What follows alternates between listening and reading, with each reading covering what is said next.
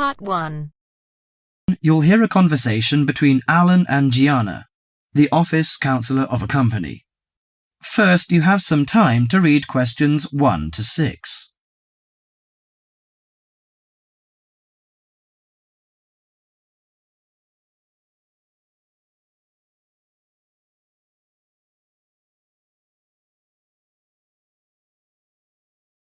Now listen to the conversation and answer questions 1 to 6. What's up, Gianna? You look like you're in bad shape. Yes, maybe I'll get sick leave from the boss and finally catch up on some sleep. I've barely eaten and slept in days. Those are warning signs of occupational stress. How are things at work? Terrible. After all the layoffs lately, the workload is totally overwhelming for everyone that's left. So I spend every waking moment in the office. I'm kept busy all the time. So you need to take a few minutes break every so often to clear and refresh your mind. But my boss will complain I'm not hard-working. She's so capricious that you can't predict her reaction sometimes. Maybe your boss just doesn't have a clue about how much you're really doing. Keep her updated on your achievements and projects. Also insist that she prioritize everything so you can manage your time better. That's right. I suppose that would help me regain some sense of control, but I'm afraid that she'll take that as a sign of laziness and give me the axe. So take the initiative and hit the job hunting trail now.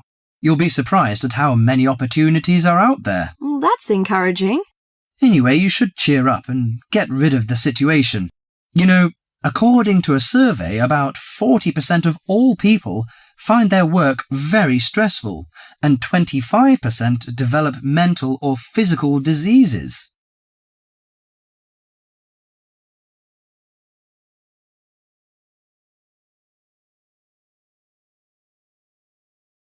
Before you hear the rest of the conversation, you have some time to look at questions 7 to 10.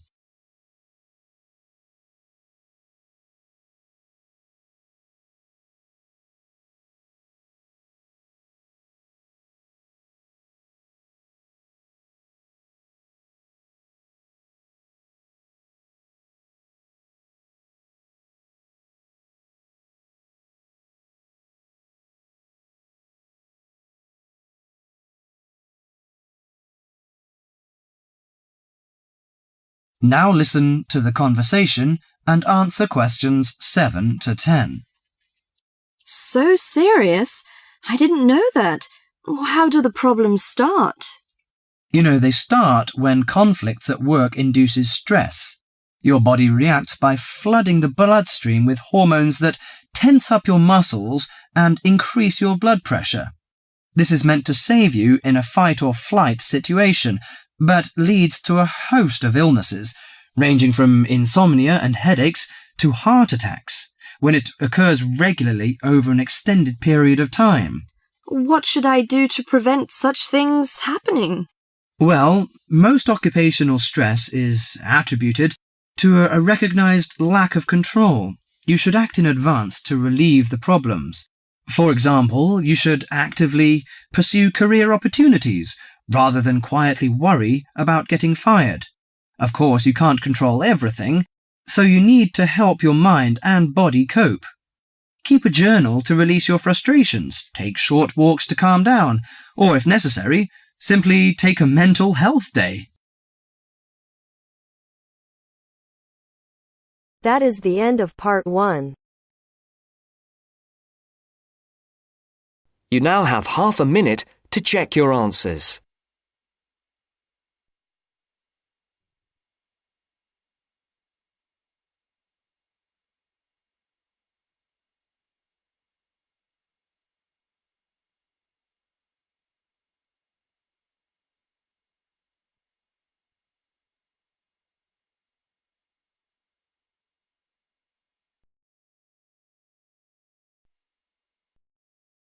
Now turns to Part 2. Part 2.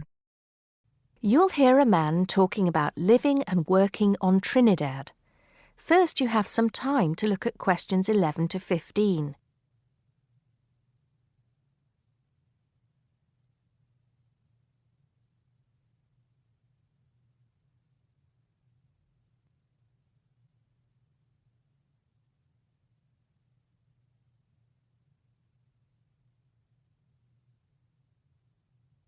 Now listen carefully and answer questions 11 to 15. Hi, I'm Steve Pinfold, and I'm here today to tell you about my gap year, which I took about 20 years ago. Unlike many students these days who go travelling or get some work experience between school and university, I decided to do something completely different after finishing my degree. I applied to work for a charity organisation.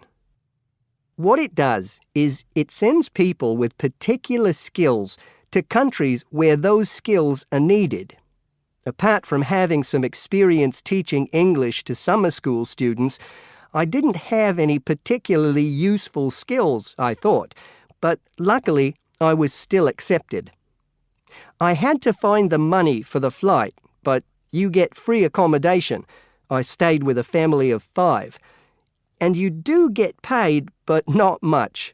It's a bit like pocket money, enough to get by. I worked in an orphanage and taught English at a local school. Where was I? Well, originally I was going to be sent to a village in India, but at the last minute the organisation decided to send me to Trinidad. Now, this is a fascinating place. It's an island in the Caribbean. Well, in fact, the country is actually 2 islands. The smaller one is called Tobago, which is connected somehow to the word tobacco. Anyway, there I was, a young white guy living and working on an island which is mostly a mixture of descendants from Africa and India. The Africans were originally brought over as slaves, and the Indians came later as indentured workers. That means they agreed to come for a specific time, but many of them stayed.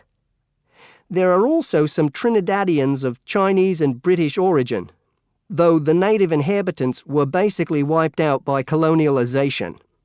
I myself felt completely accepted and had the time of my life. The language everyone speaks is English, so there was no problem for me there, but some concepts don't quite translate.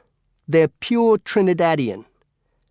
There's the term liming, for example, which means sitting around watching the world go by.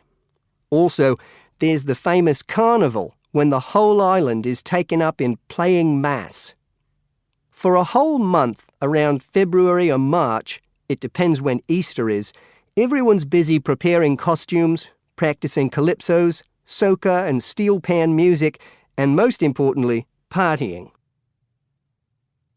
Before you hear the rest of the talk, you have some time to look at questions 16 to 20.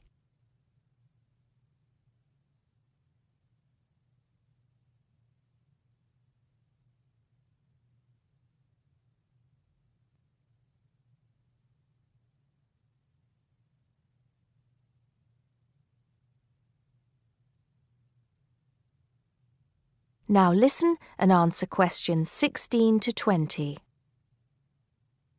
When the actual official carnival starts, it's days of 24-hour dancing in the streets. In Trinidad, it's called whining.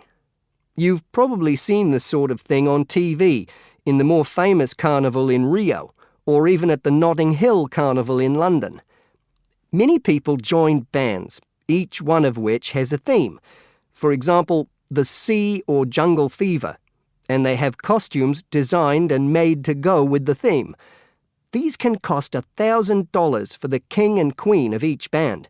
They're incredible. The whole city is a non-stop party zone full of colour and sound. It's serious too. The bands are in competition and the winner gets $1 million. Sorry, I got a bit carried away with those memories. Back to my real job there. The orphanage was called St. Augustine's, and that's also the name of the place where it was, St. Augustine, a town just outside the capital city, Port of Spain. I didn't have any particular job description, just to be with the children and tell stories, sing songs and play games. Oh, and we also went camping in the jungle once. I could tell you a few stories about that particular escapade. Every time I arrived at the gate, kids would come running towards me, shouting, with big smiles on their faces. The younger children seemed fascinated by my blonde hair and loved to touch it as if it was something miraculous. The English teaching I did 2 days a week in a primary school for 6 to 11-year-olds. The kids may have been poor, but they all wore neat and clean uniforms and were so respectful and enthusiastic. I've now been teaching for many years in different countries, and I still think those were the best students I've ever taught. What else did I do while I was there? I swam a lot. Can you imagine what it's like swimming with dolphins and with pelicans diving into the sea right next to you? More seriously, I trained to be a Samaritan. That's someone who listens and supports people who have problems with their lives. Overall, what I took from the experience was a sense of being in another culture, or rather cultures. As humans, we all share many characteristics, but we express ourselves in various ways. In Trinidad, there are lots of different communities and religions, and so many different kinds of festival to see. Hindu, Muslim, Christian, as well as some rather mysterious African traditions. There are quite a few Rastafarians too. Trinidad is, as Americans are fond of saying of their own country, a melting pot where everybody is greeted warmly. Go and see for yourself. I'm not sure how it's changed since I was there, but I'd love to find out. That is the end of part 2. You now have half a minute to check your answers.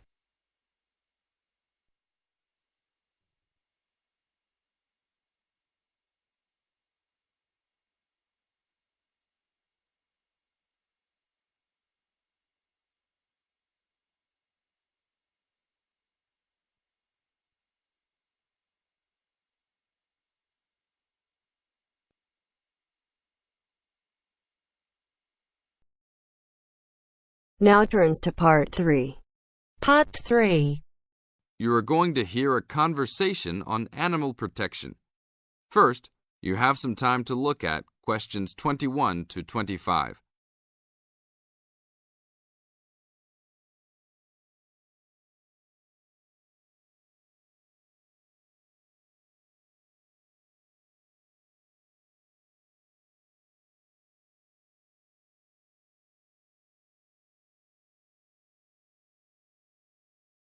Now listen to the tape and answer the questions. Thanks for joining us today, Mike. How did Baja California become a consideration for a condor release? Our recovery plan for California condors requires us to re-establish the birds in as much as their former range as possible. Baja, being the southernmost recent range for the California condor, works well in that they were only recently lost from the area, mid-1930s, and considerable habitat still remains. It is very isolated with very few people in the area. The mountains are spectacular, ranging up to 10,000 feet, or 3,000 meters. Our selected release site is at nearly 8,000 feet, 2,400 meters. Mike, how many birds do you envision flying free in this area, Baja, in the future? We will be releasing 4 to 8 birds on a yearly basis and will reconsider the situation when we have 20 birds in the area. What age do the birds have to be before moving them? That's a good question. Typically, we move them at 8 months to 18 months old. Birds are ready to fledge, or leave, from the nest at 6 to 7 months of age. In our current release group in Baja, we have birds as old as 30 months. It will be interesting to see how they behave. I expect that they will want to range more than younger birds and make it challenging for us to keep up. Is there a maximum number of birds a certain area can support? Yes, it's called the carrying capacity for any area, for any species. In our case, our strategy to find that number is to saturate the environment to a level where we determine that the birds are showing difficulty either in finding food, behaviourally, or in survivorship. That level is greatly determined by the availability of food in the area and nesting possibilities.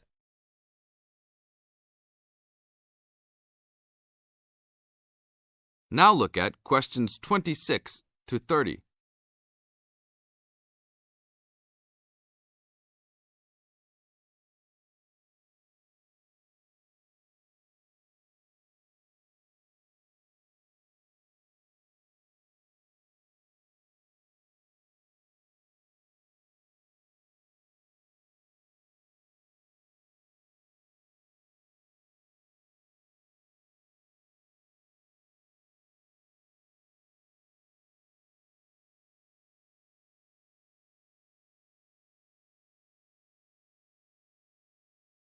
As the talk continues, answer questions 26 to 30. What do you hope to accomplish with this release in the long run? I expect that well within 10 years the condors will be flying north and joining birds already released in Southern California. Hopefully we will reach at least 150 birds in each of these populations within about 15 years. What would you say is the biggest contribution to the California Condor program's success? That would have to be the fact that we were able to breed the birds in captivity from the 27 birds we started with in 1987 to the 205 birds we have today. This is thanks to cooperation between the San Diego Wild Animal Park, the Los Angeles Zoo, and the World Center for Birds of Prey in Boise, Idaho. Are there any problems keeping track of and protecting your released animals outside of the US? Nope. We are using radio transmitters and will be using the new satellite and GPS transmitters as well. Which system is better? Using satellites. The advantages over radio telemetry are numerous. It makes it possible to keep up with the bird's flight without being led miles in a matter of minutes. It took the young condor only a week to migrate across the state, and with just radio telemetry, poor weather can keep a plane grounded, and not all roads are accessible to track them on ground. New technology will allow one to be able to track birds that are not accessible by plane. Also, it is a new way to gauge the effectiveness of reintroduction. How so?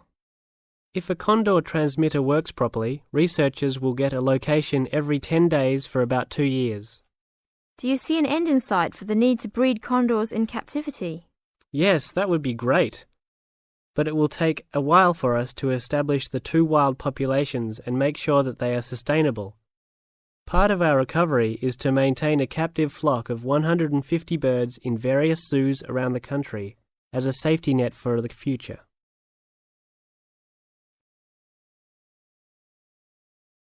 That is the end of part 3.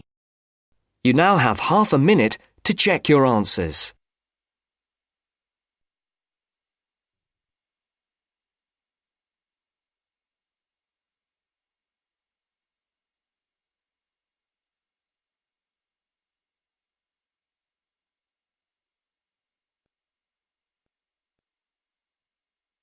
Now turns to part 4. Part 4. You will hear part of a lecture about how adults and babies communicate. You should answer the questions as you listen because you will not hear the recording a second time. First, you have some time to look at questions 31 to 40.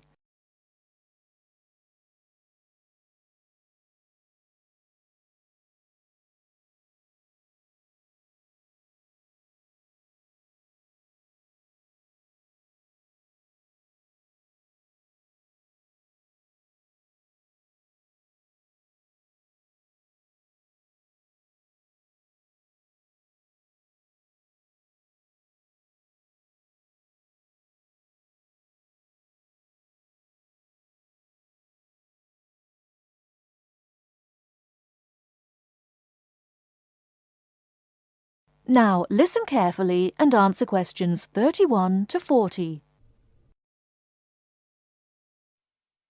Hi, I'm Emma Bailey, and today I'm going to be talking baby talk. Hopefully, you'll find the subject interesting rather than infantile. I'd like to start by getting you to imagine a scenario. You're in an office or at a family gathering when a mother comes in with her young baby. Like everyone else, you want to see the mother and baby, and you probably want to talk to the baby. How do you do this? What kind of language do you use? Recent research has shown that adults all talk to babies in similar ways. They repeat phrases over and over again in a high-pitched sing-song voice with long vowel sounds. And if they ask questions, they exaggerate their intonation. Researchers have discovered that this kind of language, which they have called motherese, is used by adults all over the world when they talk to babies. And according to a new theory, motherese forms a kind of framework for the development of language in children. This baby talk, so the theory goes, itself originated as a response to another aspect of human evolution, walking upright. In contrast to other primates, humans give birth to babies that are relatively undeveloped. So, whereas a baby chimpanzee can hold on to its four-legged mother and ride along on her back shortly after birth, helpless human babies have to be held and carried everywhere by their upright mothers. Having to hold on to an infant constantly would have made it more difficult for the mother to gather food. In this situation, researchers suggest, human mothers began putting their babies down beside them while gathering food. To pacify an infant distressed by this separation, the mother would talk to her offspring and continue her search for food. This remote communication system could have marked the start of motherese.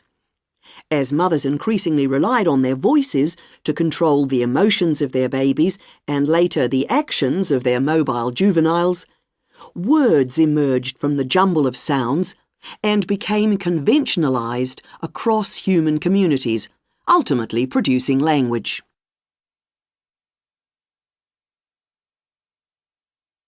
Not all anthropologists, however, accept the assumption that early human mothers put their children down when they were looking for food.